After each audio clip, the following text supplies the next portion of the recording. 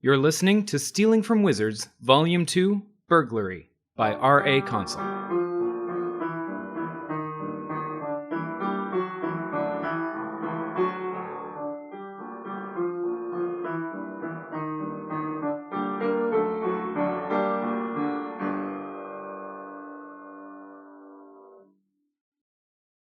Chapter 23, Candy Castles. Alarms were raised, hounds were summoned, their room was turned upside down, looking for more information, and the two boys were interrogated late into the night by both the vice principal and the guard. The grand result was that Kuro slept through the first day of class. The hounds concluded the thief was probably a student who had finally lost their nerve and thrown the items into Kuro's room to cast more suspicion on him. The objects stank too much of swamp mud for their familiars to pick up any other scent, so they had no good way of tracking down the thief. They didn't try that hard, though. So far as they were concerned, these were petty thefts and student pranks. Nobody had been hurt, and now the items had been recovered. Kuro was inclined to agree. It was a rational conclusion based on the evidence, and it meant that the hounds wouldn't be bothering him for a while.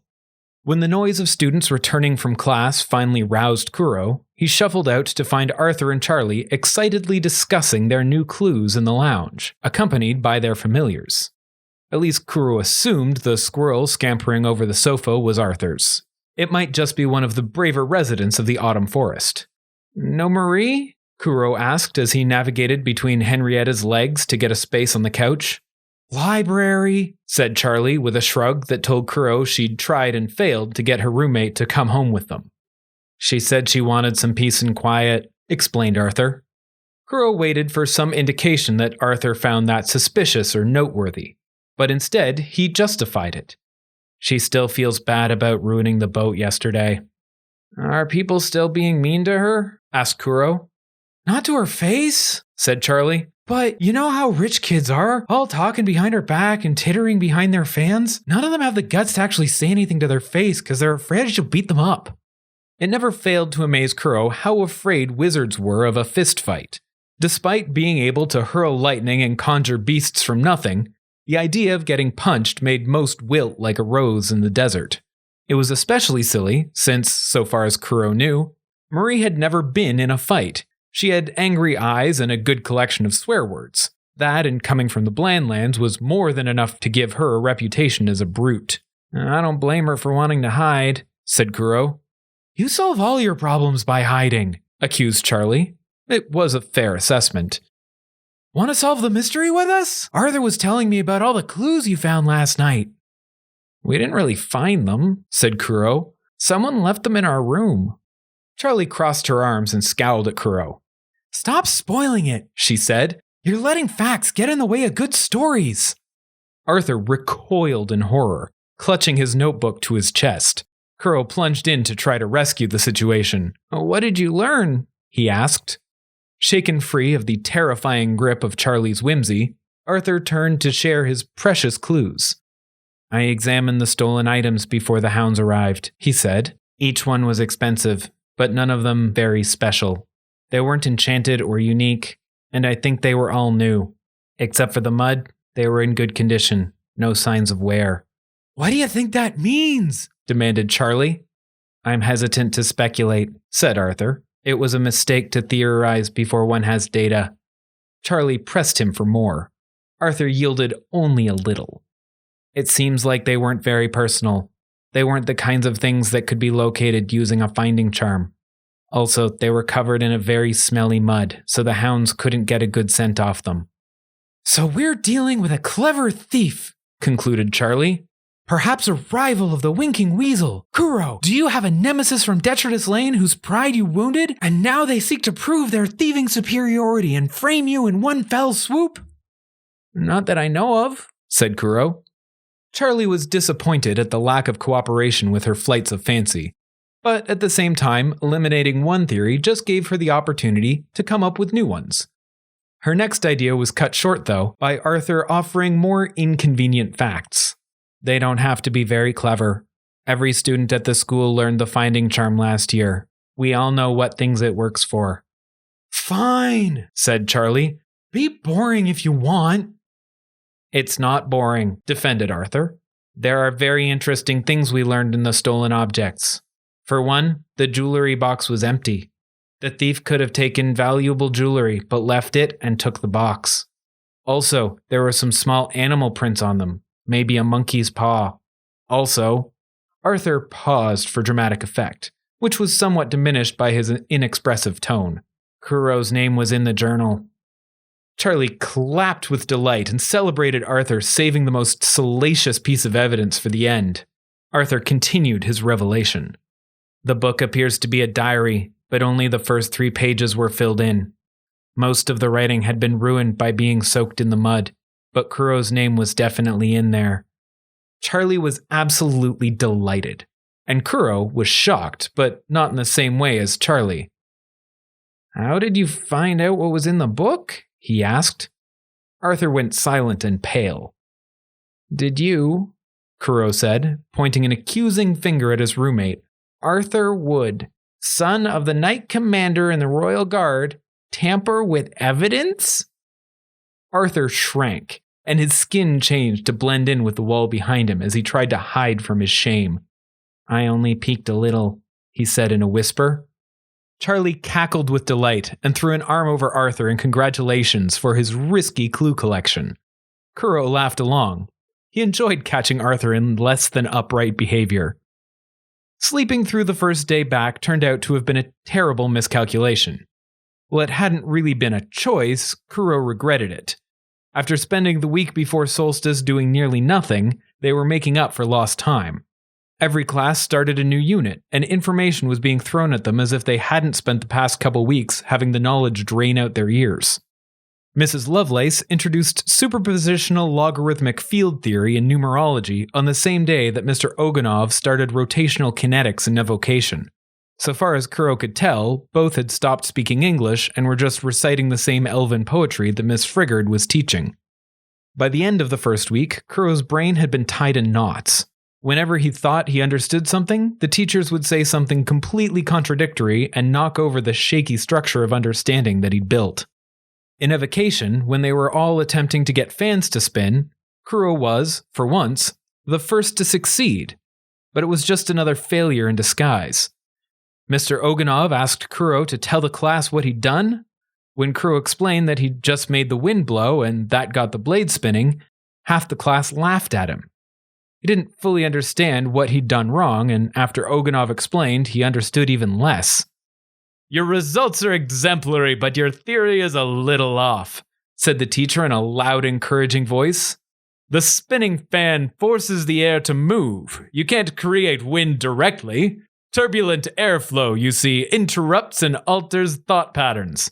In extreme cases, strong winds can develop enough random energy to simulate the effects of thought and create magical effects of their own. The most common being areas of unusual heat or cooling, but sometimes more complex reactions.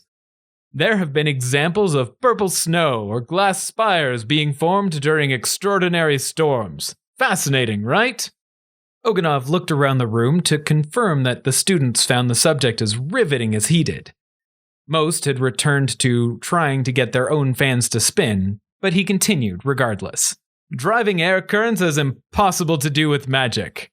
But with some wizard ingenuity and a clever application of rotational kinetics, we can still generate a breeze." He emphasized the name of the unit they were working on, just in case anyone had forgotten what they were doing. "The very reason we're practicing with fans is to work on overcoming the interference caused by the wind they generate. The faster you spin your fan, the stronger the wind and the greater the challenge."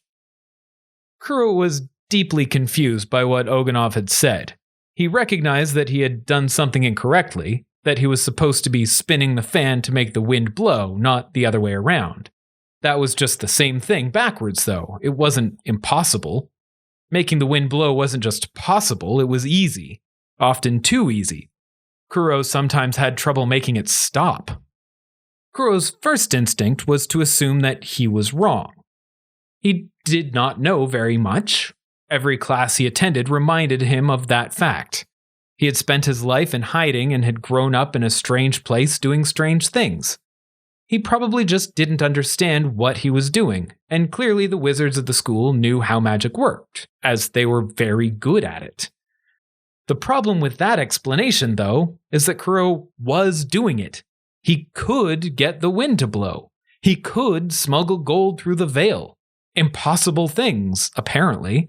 Also, other beings did impossible things. If the coyote was to be believed, George could see the future. Luton could blink from one place to another. Arthur could change shape. Even Kuro's existence was supposed to be impossible. Half Luton didn't exist. All those impossible things weren't. How many of them were just deemed impossible because some wizard couldn't yet solve the math? How much was just because it couldn't be done by wizards? Kuro considered this as he tried to get his fan to spin using the correct method. As it failed terribly and embedded itself in the wall, Kuro came to a simple and obvious conclusion. He was not a wizard. He was only half wizard, maybe less. Ms. Crawley said he was half Luton, but she hadn't been specific about the other half. He could be 1/3 gecko. He was trying to do wizard magic using a brain full of Luton parts, and Luton magic with wizard brain bits. It wasn't surprising he was failing. It would have been more surprising if it worked. He would have liked to ask Ms. Crawley for her insights, but she was unavailable. She was still being punished for the crime of helping create Kuro. Instead, he turned to the only other half-wizard he knew. Finding Meredith wasn't difficult. As a half-ogre, she was a head taller than any other student at the lodge and nearly twice as broad. With her booming voice and jagged teeth, she could be quite intimidating to someone who didn't know better. Everyone at the lodge knew better. Kuro found her studying in the lounge, but after getting her attention, he wasn't sure how to ask what he wanted to know. "Does your magic work right?" he ventured. Meredith puzzled over the question for a moment, working out whether she was more confused or offended. She settled on jovial. "Last I checked, yeah. Does yours?" "No," Kuro said. "That's why I asked. I used to think I was just bad at it, but maybe it's a half-wizard thing." He thought for a moment longer. "Maybe it's both." Meredith nodded sagely and slid up a chair beside her for Kuro to sit. "Some things have been harder for me, yeah," she said. "A lot of magic assumes a certain size and shape of person." She adjusted how she was sitting and the chair creaked underneath her, emphasizing her point. "But mostly it's been fine. I grew up around other normal wizards, so that probably helped." Kuro was crushed that his theory had been so soundly discredited. Even if he were undersized, that didn't excuse his overwhelming incompetence. Seeing his disappointment, Meredith offered Kuro some consolation. "Magic is half what you think and the other half how you think. Learning what to think is pretty easy, but changing how you think, that's a lot harder." That comforted Kuro a little. It gave him a bit of an excuse that maybe his brain just worked wrong, and he'd never be able to do magic properly. Just like only changelings could shapeshift, and only certain humans could pass through the veil or do magic, maybe he just wasn't made properly to do magic. "Can you do anything that wizards can't?" asked Kuro. "Oh, you mean like ogre stuff?" Meredith guessed. "Yeah, a bit. I eat rocks." "You can eat rocks?" Kuro looked at her huge, jagged grin in a whole new light. "Not just can, I do," she said. "Have to. I get all weak and mopey if I don't get my breakfast quarts. Love a good bit of cinnabar with my dinner if I can get it." "Do you chew them or just swallow them whole?" "I usually crush them up in my hand and sprinkle them over my food."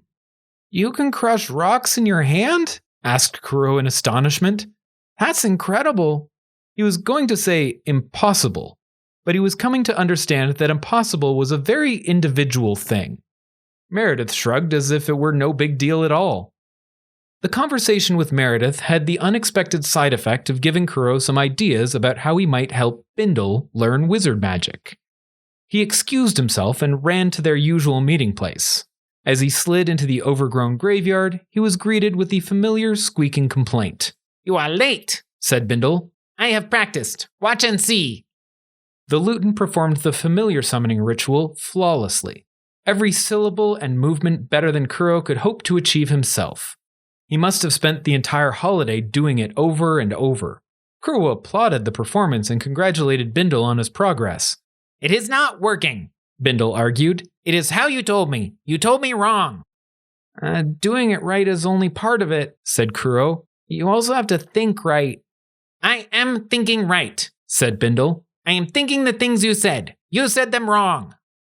"I think the problem might not be what you're thinking, but how you think it," he repeated Meredith's wisdom. "You can't just think what wizards think. You have to think the way they think it." Bindle scrunched up his face in disapproval. "Wizards think wrong," he said. "Usually," agreed Kuro. "But if you want to copy their magic, you have to copy their thinking. Come with me, I have an idea." Kuro led the way to the nearest shore, with Bindle hiding in his shadow. Bindle was extremely hesitant to leave the graveyard, and constantly wary of an encounter with an actual wizard. He made small whines and fidgeted as they crossed unfamiliar territory. Kuro stopped abruptly at the shoreline, which surprised Bindle, who walked into Kuro's back. "Why did you do that?" Bindle demanded, and then quickly scanned for danger. "Because it's the edge of the veil," said Kuro. He pointed to the silky, shimmering border between the Fey Realm and the Blandlands, which washed in and out with the salty waves. "Is it?" asked Bindle, squinting and moving his head around as though it would be more visible out of the sides of his eyes. Kuro looked again at the veil. It was unmistakable. It stretched around the entire island and beyond sight into the sky. Rainbow swirls danced along it, and it blurred and muffled the saltwater bay on the far side. Bindle looked skeptical, so Kuro picked up a rock and tossed it through. Bindle squeaked in surprise as the rock flew into the Blandlands and splashed into the surf. "It is gone," he said. "Where is it gone?" "It's in the Blandlands," said Kuro. He heard that Luton couldn't see the veil, but he didn't know it would surprise Bindle so much to see it demonstrated. "That is wrong." Bindle threw his own rock, and to Kuro's amazement, it vanished as it crossed the veil. Even more astonishing was when Bindle casually crossed the veil and instead of falling out into the Blandlands, disappeared. He returned moments later with the rock in hand. Kuro had not been prepared for that.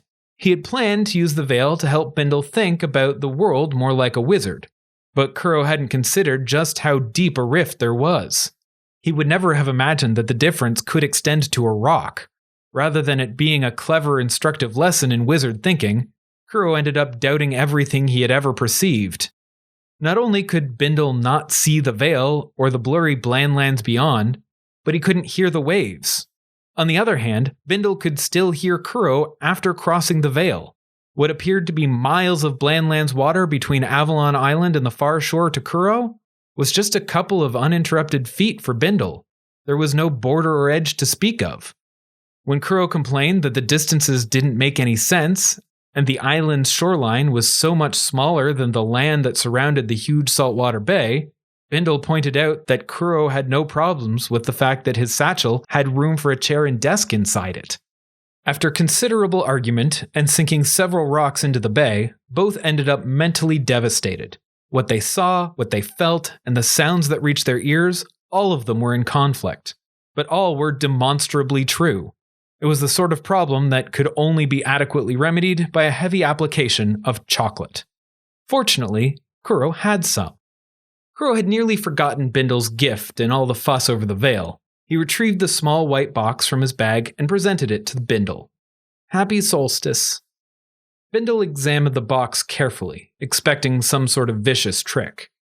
He prodded it with a stick and inspected the ribbons that tied it closed.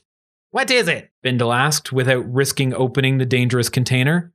"It's full of candy," said Kuro. He didn't think Bindle would mind having the surprise ruined. "It's a present."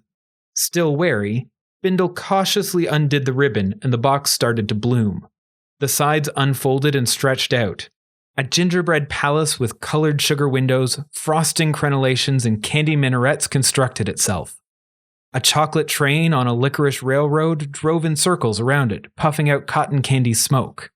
Kuro marveled at the incredible skill and attention that Ms. McCutcheon poured into her gifts.